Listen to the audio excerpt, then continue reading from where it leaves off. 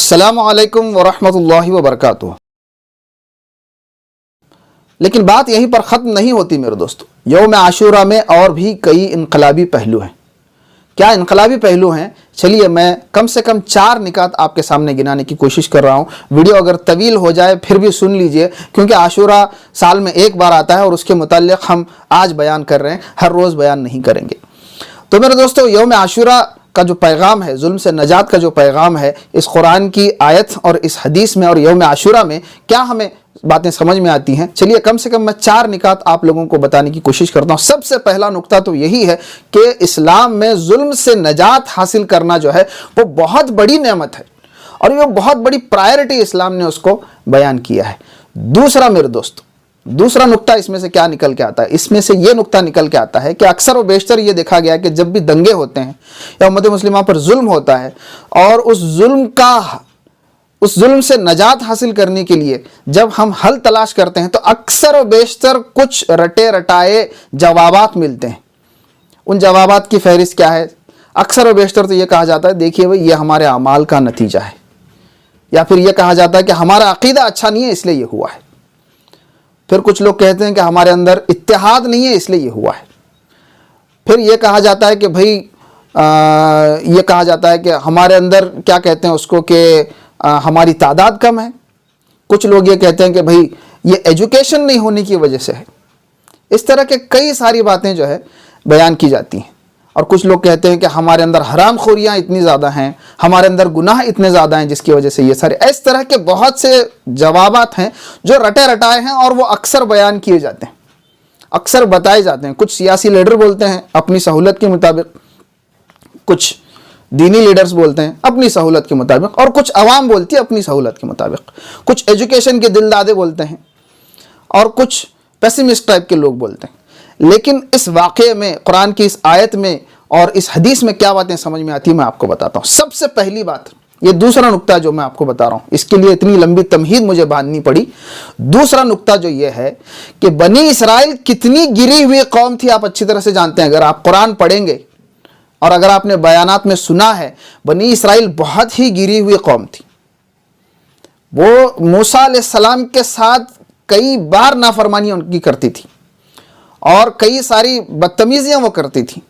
اس کا نہ ایمان اچھا تھا نہ اس کا عمل اچھا تھا۔ پھر بھی میرے دوستو غور کریے اس بات پر، آپ کے مفروضات کو توڑنے والا ہے یہ واقعہ۔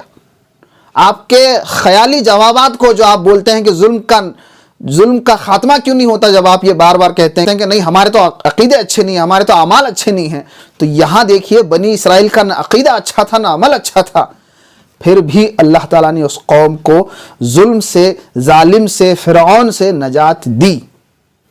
کیا کہیں گے آپ؟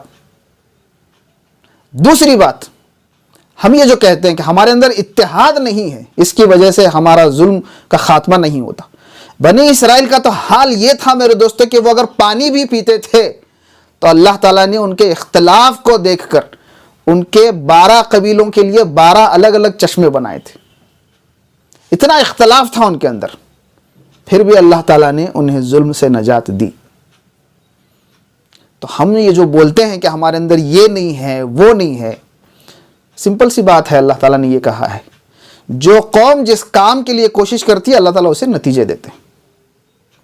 آپ اگر ایک بے ایمان قوم ہے، بد عقیدہ قوم ہے، بد عمل قوم ہے، گناہ گار قوم ہے، پھر بھی اگر آپ کھڑے ہوں گے، لڑیں گے ظلم سے نجات کے لیے اپنے صالح لیڈر کے پیچھے کھڑے ہو کر، تو اللہ تعالیٰ آپ کو ظلم سے نجات دیں گے۔ تیسرا نقطہ یہاں جو آتا ہے وہ سب سے اہم بات ہے۔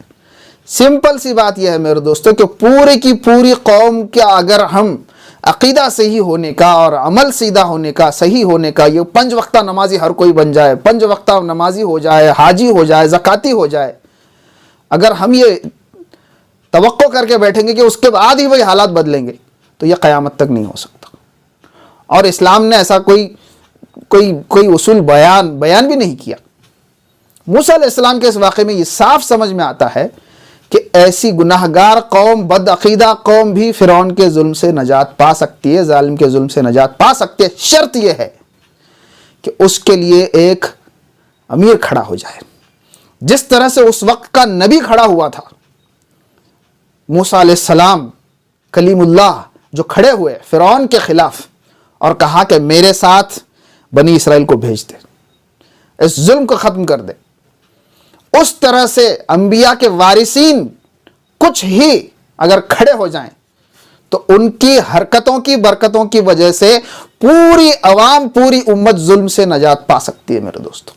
یہ بہت سمپل بات ہے، آپ سمجھ لیجئے۔ جنگ آزادی کا بھی یہی فنڈا تھا، علماء کھڑے ہوئے، عوام کو بھی اس کی برکت حاصل ہوئی، آزادی ملی، اچھے برے سب نے اس کا فائدہ اٹھایا، کچھ لوگ کھڑے ہوئے۔ اور پھانسیوں پر لٹکے بھی کون تھے؟ علماء ہی لٹکے تھے، عوام تو ان کے پیچھے چل رہی تھی میرے دوستو۔ ہمیشہ سے یہ دستور رہا ہے، یہ اصول ہے، علماء انبیاء کے وارثین ہیں، اور اگر چند علماء بھی کھڑے ہو گئے اس ظلم کے خلاف تو حالات خود بخود بدلتے چلے جاتے ہیں میرے دوستو۔ امام ابن تیمیہ کا واقعہ بھی آپ نے دیکھا ہوگا کہ وہ وقت کے بادشاہ کے سامنے کھڑے ہو کر للکارتے ہیں، ایسا للکارتے ہیں، دوسرے جو اس وقت کے علماء تھے وہ دوسری جگہ کھڑے ہوئے تھے اور علامہ ابن تیمیہ ایک طرف کھڑے ہوئے تھے۔ لوگ یہ سوچ رہے تھے کہ علامہ ابن تیمیہ کی گردن اب گئی کہ تب گئی، لیکن علامہ ابن تیمیہ نے اپنی بات رکھی، جس کی وجہ سے جو ظلم ہونا، جو حملہ ہونے والا تھا وہ ٹل گیا۔ بس یہی ہے میرے دوستو، اس عاشورہ کا پیغام یہی ہے کہ کلمۃ الحق عند سلطان الجائر، افضل الجہاد کلمۃ الحق عند سلطان الجائر۔ سب سے بڑا جہاد یہ ہے کہ ظالم بادشاہ کے سامنے کھڑے ہو کر آپ حق کو بیان کرو، اور اس حق کو بیان کرنا ظالم بادشاہ کے سامنے وہ ایرے گیرے کا کام نہیں، وہ انبیاء کے وارثوں کا کام ہے، کیونکہ انبیاء کی یہ سنت رہی ہے، اور پھر اس کے بعد یہ انبیاء کے وارثوں کی یہ سنت ہونی چاہیے، تب جا کر ظلم ختم ہوتا ہے میرے دوستو۔ ظلم کے خاتمے کے لیے سب سے پہلے کھڑے ہونا جو ہے وہ انبیاء کے وارثین کو ہے۔ لہٰذا آپ قرآن میں اور بھی دیکھیں گے، موسیٰ علیہ السلام کے ساتھ یہ پوری بنی اسرائیل نہیں کھڑی ہوئی، کبھی نہیں کھڑی ہوئی۔ قرآن میں اللہ تعالیٰ نے سورہ یونس میں آیت نمبر 98 میں یہاں یہ تک کہا ہے وَمَا آمَنَ لِمُوسَىٰ إِلَّا مِن ذُرِّيَّةٍ، موسیٰ علیہ السلام کے ساتھ تو کوئی نہیں کھڑا ہوا سوائے چند نوجوانوں کے، پوری کی پوری بنی اسرائیل میں سے چند لوگ کھڑے ہو گئے میرے دوستو۔ سوچئے تو انقلاب، ظلم کا خاتمہ ایسا نہیں ہوتا کہ بھائی سب لوگوں کا اتحاد کا انتظار کریں گے قیامت آ جائے گی، سب لوگوں کے نیک متقی پرہیزگار ہونے کا انتظار کریں گے قیامت تک نہیں ہوگا۔ یہ نہیں ہے اصول میرے دوستو۔ آپ کا نیک متقی صالح پرہیزگار لیڈر کھڑا ہو جائے اور فرعون کو للکار کر کہے کہ یہ ظلم کو ختم کر دے، اس ظلم کو روک دے، اور اس کے ساتھ چند لوگ کھڑے ہو جائیں، معدود چند لوگ، تو اللہ تعالیٰ ان کی حرکتوں میں برکت دیتا ہے۔ یہ ہے میرے دوستو عاشورہ کا پیغام۔ قرآن کی اس آیت میں یہ انقلابی پہلو ہے، اس حدیث میں یہ انقلابی پہلو ہے۔ ظلم سے نجات حاصل کرنے کو کتنی بڑی اہمیت دی گئی کہ اللہ تعالیٰ نے یہ قرآن میں خاص اس کا بیان فرمایا، اور اللہ کے رسول صلی اللہ علیہ وسلم نے اس کے شکریہ میں جذبہ تشکر کے ساتھ امت کو کہا کہ تم روزہ رکھو۔ میرے دوستو کتنی بڑی نعمت ہونگی ظلم سے نجات۔ ہم یہ باتیں بتاتے ہی نہیں ہیں، ہم فضائل بتاتے ہیں، ہم مسائل بتاتے ہیں، ہم اپنے اپنے مسلکوں کے دائرے میں بیانات کرتے ہیں، لیکن اس کے انقلابی پہلو کو کبھی اجاگر ہی نہیں کرتے جو کہ عین تعلق رکھتے ہیں اس وقت امت مسلمہ کے حالات سے۔ اللہ تعالیٰ ہم سب کے ذہنوں کو کھولے، اللہ تعالیٰ سے دعا ہے کہ اللہ تعالیٰ ہم سب کے ذہنوں کو کھولے میرے دوستوں، اور اس کے بعد ہمارے ذہنوں میں اسلام کے انقلابی پہلو کو ڈالے، اور ہمیں اس ظلم سے نجات کے اللہ تعالیٰ راستے دکھائے۔ اس کے لیے کوشش کرنے کی اللہ تعالیٰ ہمیں توفیق عطا فرمائے، اور انبیاء کے ان وارثین کا ہمیں ساتھ دینے کی توفیق عطا فرمائے جو اس ظلم کے خلاف کھڑے ہوں گے۔